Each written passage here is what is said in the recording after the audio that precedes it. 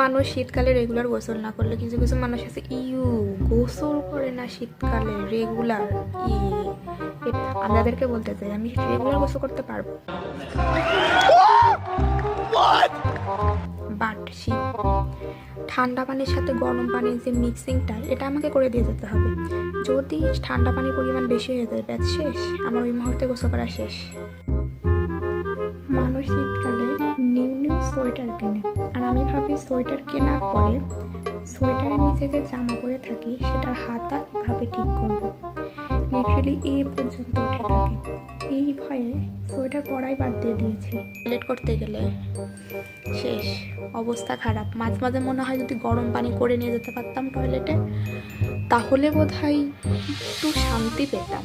But গরম পানি করতে করতে তো টয়লেটই চলে যাবে। কম্বলের ভিতরে গা তো ঢুকিয়ে নিই, কিন্তু মুখ না ঢুকালে তো শীত আর যাবে না। কম্বলের তলায় ঢুকে যখন মোবাইল দেখি, কিছুক্ষণ পর পর দম এমন বন্ধ হয়ে আসে, মনে হয় যদি অক্সিজেন সিলিন্ডার নিয়ে যেতে পারতাম তাহলে বোধহয় ভালো হতো।